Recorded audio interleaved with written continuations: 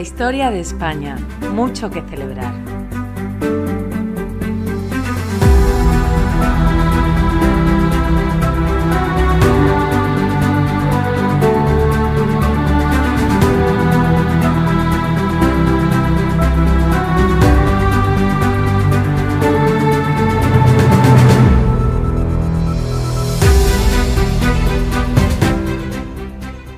La Edad Media hispana es notablemente distinta a la del resto de Europa.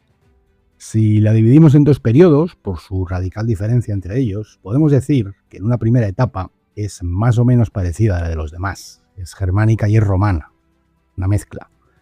Con la particularidad, eso sí, de que los, entre comillas, germanos hispanos, los visigodos, resultan ser los más romanizados de todos los godos. Y no solo eso, sino además innovadores. Porque los visigodos no llegan a Hispania para destruir Roma, sino para ocupar su lugar y para continuarla a su manera. Mientras buena parte de Europa occidental se fragmenta tras la caída del imperio, en Toledo va a aparecer una voluntad bastante temprana de construir una unidad política, jurídica y religiosa. En una segunda etapa, tras la invasión musulmana, lo que hoy es España va a ser aún más singular. Se va a convertir en una tierra de frontera que se va moviendo cada vez más al sur por el empuje de un ideal, el de recuperar lo perdido. El afán de aquella gente por devolver a la cristiandad y al cauce de Roma una tierra que se creía que el Islam había arrebatado a sus antepasados. Una obsesión que atravesará generaciones enteras con la ambición de deshacer lo que se percibía como aquella tragedia a la que la crónica mozárabe había llamado la pérdida de España. En esta segunda etapa, que se va a prolongar durante casi 8 siglos, se va a alumbrar una sociedad distinta, nacida de ese empuje constante que se hará claro, con la espada, pero también con la azada, con la carreta, la repoblación y los fueros, con ciudades nuevas y libres, con campesinos, monjes, juristas y comerciantes que van a levantar estructuras estables. Así que, a diferencia de la mayor parte de Europa, donde el modelo va a ser el feudal, en los territorios peninsulares aparecen dinámicas diferentes. Las ciudades adquieren peso político, los concejos tienen fuerza, tienen poder, y las comunidades disfrutan de libertades difíciles de encontrar en otros lugares del continente. Incluso fenómenos que hoy asociamos a la modernidad política empiezan a aparecer aquí antes que en muchos otros lugares.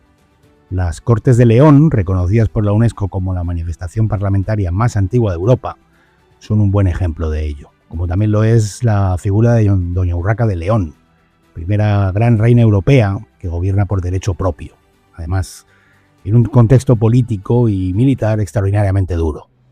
Es decir, que la frontera no solo produce guerra, también produce innovación política y adaptación.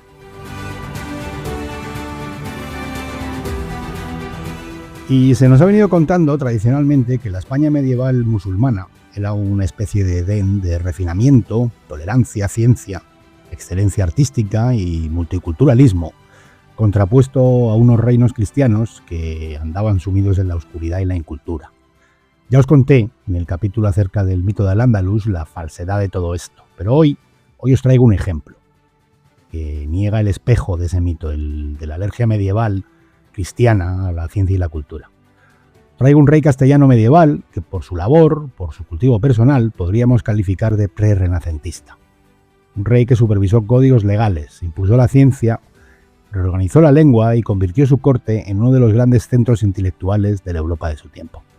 Un personaje cuya realidad se parece bastante más a esos sabios refinados que la industria moderna del documental siempre nos viste con turbante y chilaba. Alfonso X el Sabio, el rey que demostró que la frontera podía ser un lugar culto e innovador.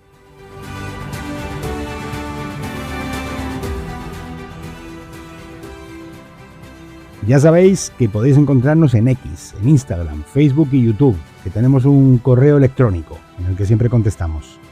Que nos ayudan vuestros comentarios y corazoncitos en las diferentes aplicaciones de podcast y que si queréis contribuir a esta labor con una pequeña cantidad, lo podéis hacer a través de Bizum, al número 665-497837, o en Patreon, o con el botón apoyar si nos escucháis en iVoox. Tenéis todas estas maneras de haceros mecenas de mucho que celebrar. Los enlaces a todo esto donde siempre, en la descripción del episodio. Y ahora sí, comenzamos.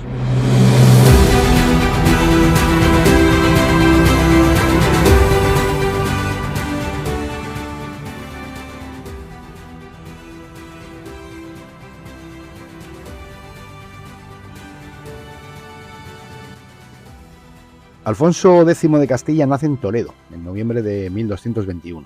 Es hijo de Fernando III de Castilla, el Santo, Fernando III el Santo, el gran unificador de Castilla y León y conquistador del Valle del Guadalquivir, y de Beatriz de Suabia, que era miembro de la poderosa dinastía Hohenstaufen. Es decir, que por vía materna, Alfonso es nieto del emperador Federico Barbarroja.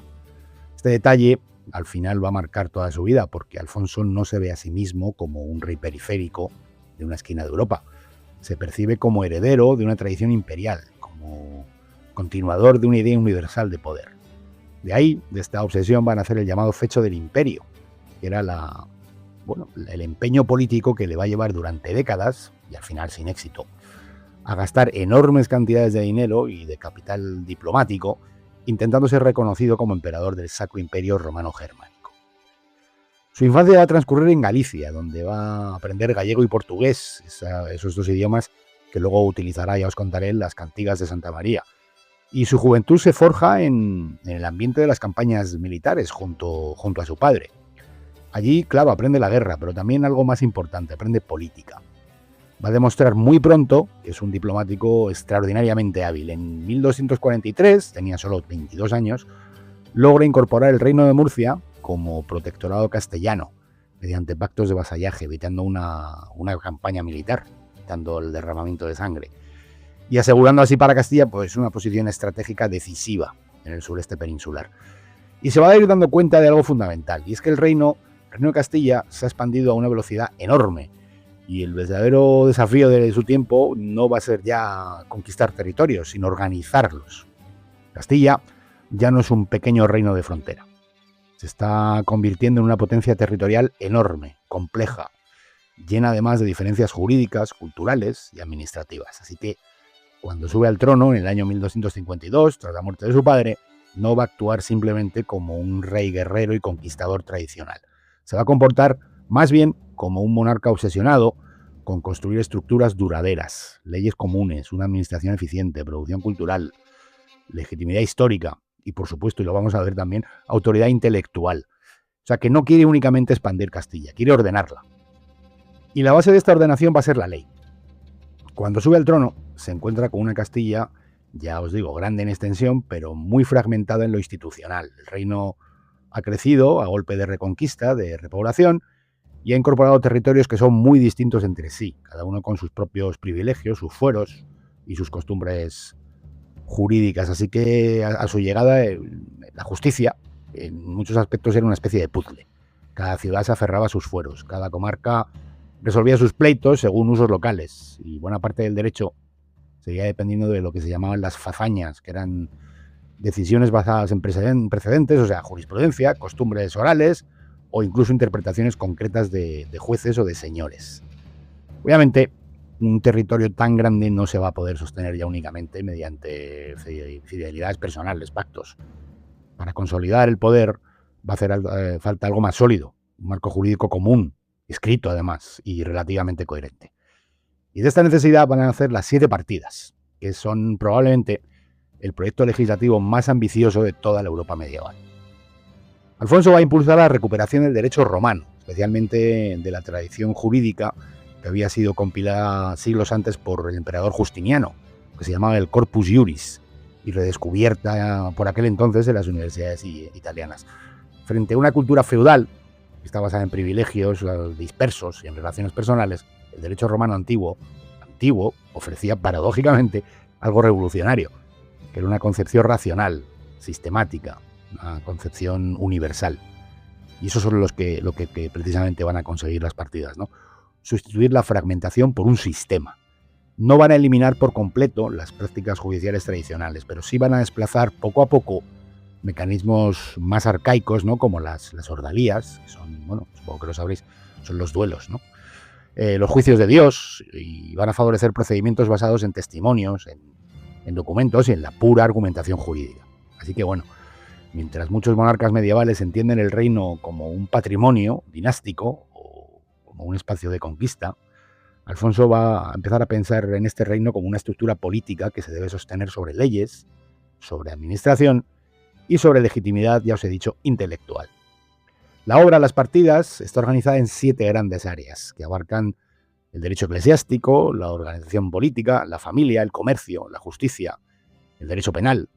Y bueno, se constituyen en una arquitectura jurídica destinada a dar coherencia a un territorio que, ya os digo, había empezado a ser enormemente diverso. No son simplemente una recopilación de normas, son también una reflexión sobre la naturaleza del poder. En las partidas vamos a distinguir con mucha claridad cuáles son las competencias espirituales, eclesiásticas, de las temporales, de las políticas. Y se intenta definir qué debe ser un buen gobierno, cuáles son las obligaciones del rey y dónde empiezan y terminan los límites de la autoridad legítima. Porque Alfonso no se presenta ni se ve a sí mismo como propietario absoluto del reino y de sus habitantes, sino como un garante de la justicia, como el responsable del bien común. Y es precisamente por eso por lo que la obra dedica tanta atención a la figura del tirano, entendido como el gobernante que utiliza el poder en beneficio propio y no en favor de la comunidad política. Bueno, a ver, no estamos todavía ante una teoría política moderna, obviamente, ¿no? Pero sí ante algo enormemente avanzado para ese siglo XIII, que es la idea de que el poder necesita una justificación moral, que necesita una estructura jurídica y una legitimidad que no se base en la simple fuerza. Las 7 partidas, de hecho, son una obra de tal ambición que terminaron sobreviviendo a su propio tiempo durante siglos. Siguieron influyendo en la tradición jurídica castellana y más tarde en buena parte del mundo hispánico.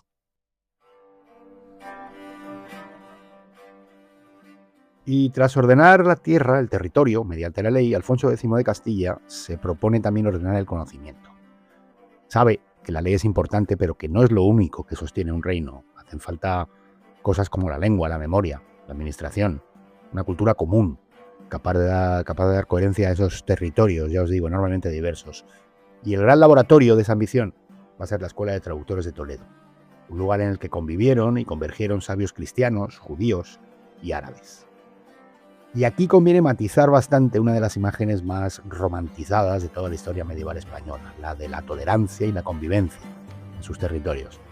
Fundamentalmente ese mito superlativo de Al-Ándalus, porque la realidad fue bastante más compleja. Al-Ándalus, claro, tuvo periodos de brillo cultural y científico, especialmente durante el Califato de Córdoba, pero también fue una sociedad profundamente jerárquica, atravesada por guerras civiles, por luchas de poder, por persecuciones religiosas terribles hacia todas las religiones, incluidas los musulmanes, y etapas de fuerte intolerancia, especialmente bajo el dominio de almorávides y almohades. Y en la zona cristiana ocurrió 3/4 de lo mismo, con la diferencia de que nadie idealiza los reinos cristianos, ¿no?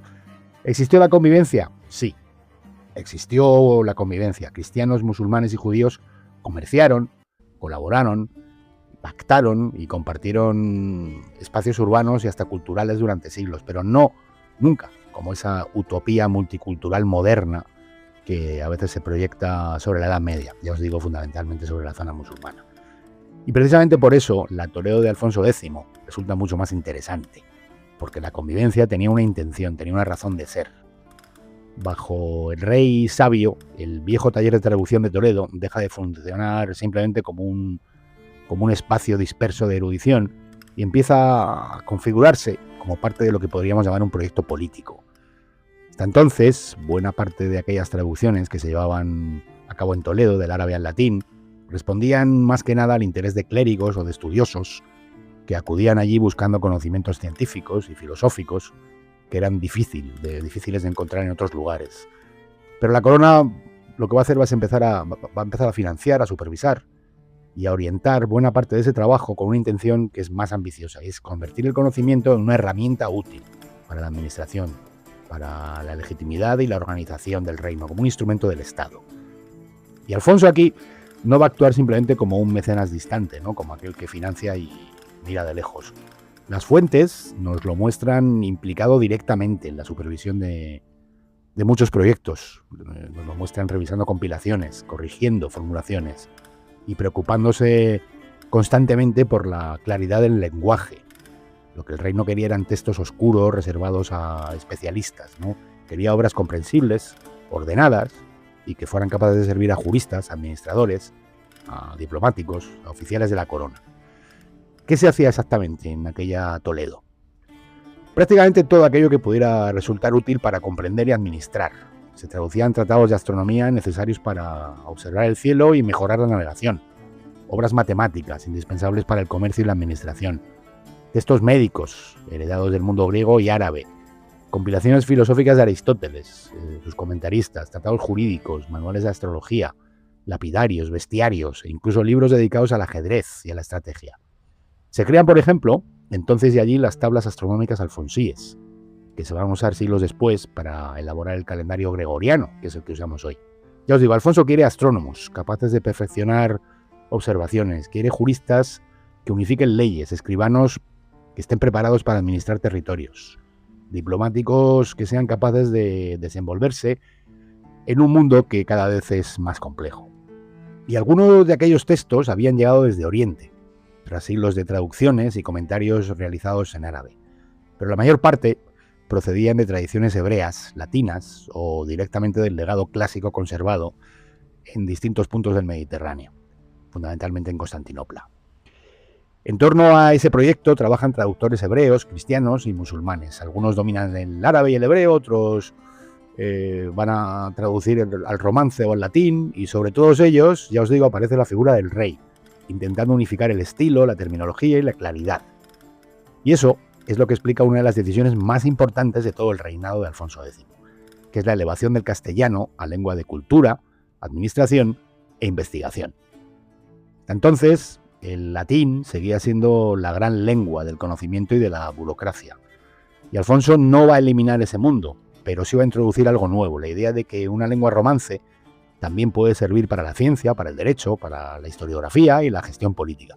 El cambio al final es enorme, porque el castellano deja de ser únicamente una lengua práctica, una lengua cotidiana, y empieza a convertirse en un instrumento de cohesión, de cohesión administrativa, cultural, un instrumento del Estado. Y así que todo esto nos muestra que Alfonso se estaba dando cuenta de algo que muchos gobernantes medievales quizá no habían entendido del todo. Y es que, por supuesto, quien controla la ley domina el reino, pero quien controla además la lengua y la palabra escrita puede empezar a darle forma.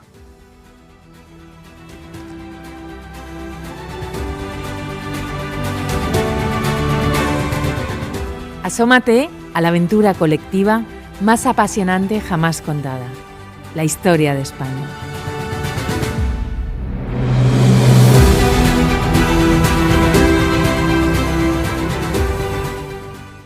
Y esa preocupación por la palabra, por el conocimiento del mundo, por el diseño del Estado, no se va a quedar encerrada en papeles, en despachos, en legajos, sino que se va a terminar desbordando hacia una de las explosiones artísticas y literarias más fascinantes de la Europa de su tiempo.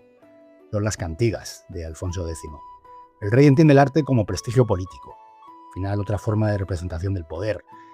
Y esa gran obra, esas cantigas de Santa María, son una muestra de ello. Son un cancionero enorme compuesto por más de 400 piezas que están escritas en galaico portugués, que era la lengua poética de la península en aquel siglo XIII.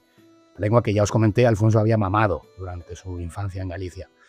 Y lo que resulta muy extraordinario, lo más extraordinario de estas cantigas no es únicamente el valor musical, sino la parte visual de los códices. Los manuscritos iluminados constituyen uno de los proyectos artísticos más ambiciosos de toda la Edad Media europea.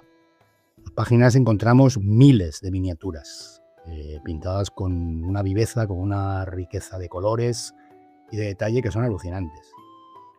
Bueno, aquí sí que conviene detenerse un momento en el contraste cultural entre ambos mundos peninsulares, ¿no? Como sabéis, el arte islámico medieval, condicionado como está en muchos contextos, ¿no? por la desconfianza o incluso la prohibición religiosa hacia la representación figurativa, representar animales, representar personas, está prohibido. Desarrolló formas geométricas, vegetales, arquitectónicas, que son de una sofisticación extraordinaria, incluso matemática, ¿no? Basta con darse un paseo por las mezquitas y por los palacios andalusíes para comprender, ¿no? El nivel técnico, el nivel artístico que podían alcanzar.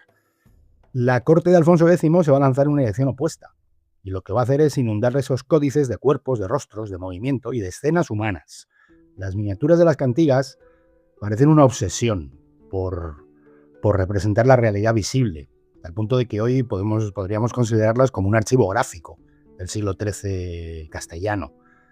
En esas páginas vas a ver retratados caballeros, obispos, campesinos, artesanos, mercaderes, marineros, médicos, músicos, peregrinos, trabajadores de todas clases, incluso herramientas, instrumentos musicales, barcos, mercados, hospitales, ciudades, bueno, y escenas cotidianas, ¿no? Y todo esto pues capturado con una atención al detalle que es, ya os digo, realmente asombroso. Es un tapiz humano en el que conviven, aquí sí, cristianos, judíos y mudéjares, a los que puedes reconocer por las vestimentas, por los oficios que desempeñan y hasta por sus gestos a veces. Y esto, bueno, pues es quizá una de las dimensiones más modernas de Alfonso X, porque aquellas imágenes no buscan transmitir devoción religiosa, o no únicamente eso, sino que nos hablan de una voluntad de observar, de clasificar, de representar. Lo mismo que habíamos visto en las tablas alfonsíes, en las 7 partidas, y que vamos a ver ahora cuando os cuente en la historia de España. Y es la idea de Alfonso de que la realidad, la que sea, las estrellas, las leyes, la historia, la música, la naturaleza, todo puede ser representado mediante la razón y la palabra escrita. Y creo que con esto Alfonso nos muestra algo que no solemos relacionar con la Edad Media. Y es que incluso en aquel mundo de guerras, ¿no?, de fronteras, en ocasiones de fanatismos, también existía un interés grande por comprender la realidad, por el conocimiento y por representar todo, a través, ¿por qué no?, de la belleza, de la razón y de la inteligencia.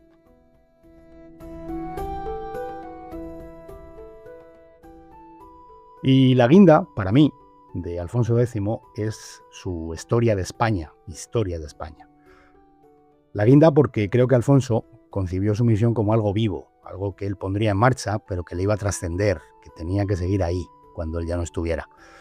Había puesto las bases tangibles, había puesto la ley, la ciencia, la administración, el retrato de la realidad, pero quizá faltaba algo intangible, algo que actuase como mecanismo de cohesión y que generase ese pegamento que venciera el tiempo, una identidad a través de un relato compartido, una explicación colectiva acerca de quiénes eran aquellas gentes, de dónde venían y por qué formaban parte de una misma continuidad histórica.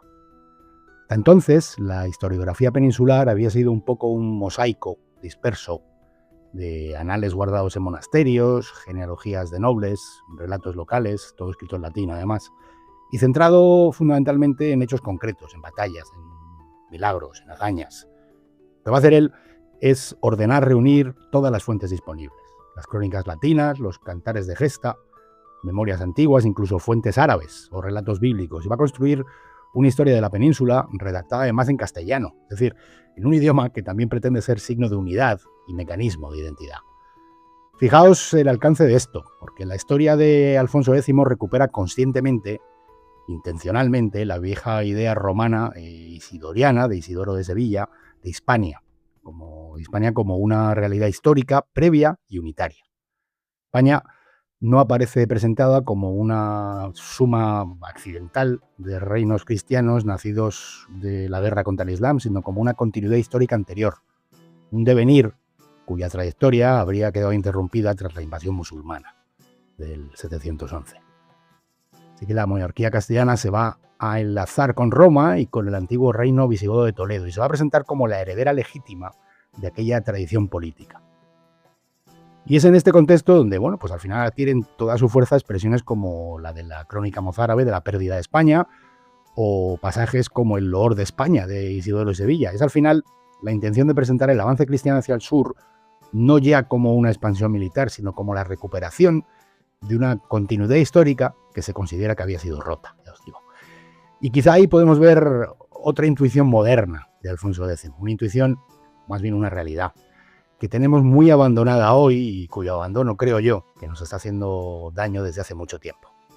Y es el saber que quien consigue poner en valor la memoria colectiva termina también moldeando la manera en que una sociedad entiende su pasado, legitima su presente y afronta su futuro.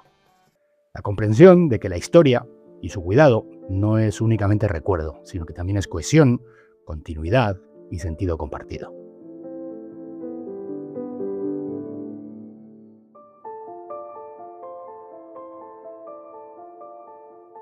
La sola figura de Alfonso X basta para desmontar muchas de las simplificaciones con las que solemos mirar a la Edad Media peninsular.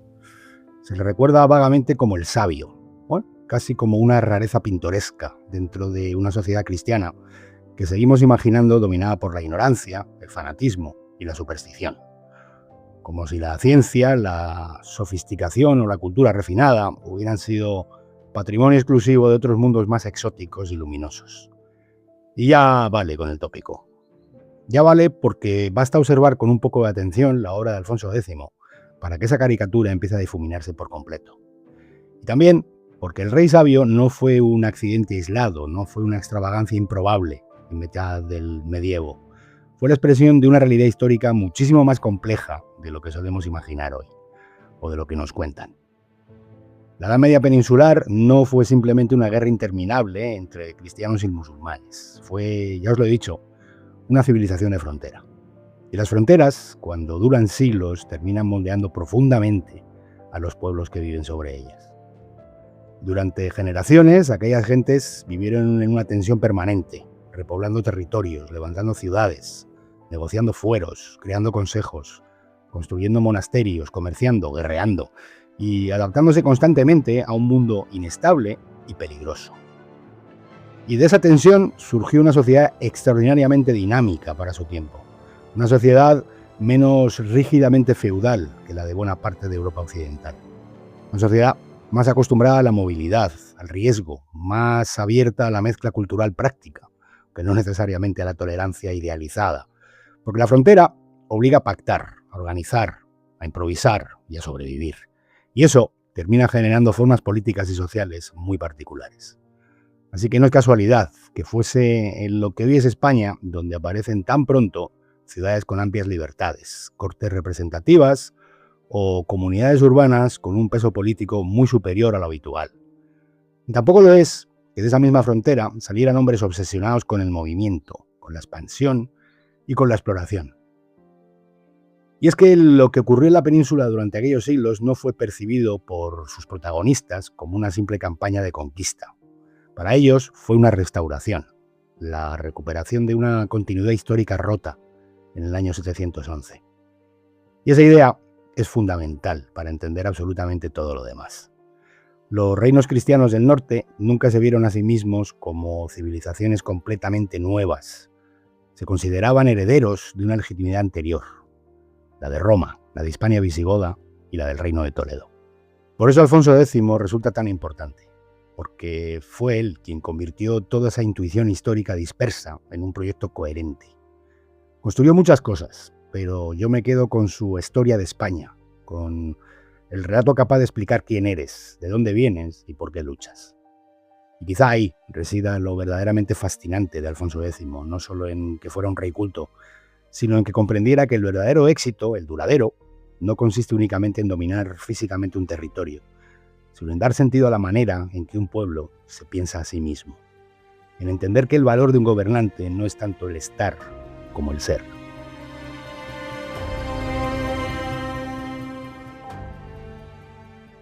El mundo de Alfonso X podía ser duro, violento, incluso despiadado, pero todavía conservaba con enorme fuerza una idea, la de que el individuo forma parte de algo más grande que sí mismo. Y al recordarle solo como sabio, no le hacemos un favor, ni nos lo hacemos a nosotros. Porque sabio fue, pero lo asombroso es que sobrevivieron sus leyes, sobrevivió su lengua, que hoy hablan casi 600 millones de personas, sobrevivió su visión histórica y sobrevivió esa idea de continuidad peninsular que acabaría atravesando siglos. Cuando finalmente termina la Reconquista, en 1492, aquella sociedad no era una periferia atrasada del continente. Aquella sociedad era una potencia expansiva, acostumbrada a organizar territorios enormes, a vivir en tensión y a proyectarse constantemente hacia nuevas fronteras. Una sociedad y una estructura política que apreciaban el conocimiento y sabían que cultivarlo era un atajo al futuro. El impulso acumulado durante 8 siglos no desapareció al llegar al mar, simplemente cambió de dirección. Quizá por eso, apenas cerrada la frontera del sur, aquella energía histórica acumulada durante generaciones terminó desbordándose sobre el Atlántico. Como si después de siglos empujando hacia un horizonte, España hubiese aprendido ya a no detenerse ante ninguno. Un abrazo bien grande. Nos vemos por aquí.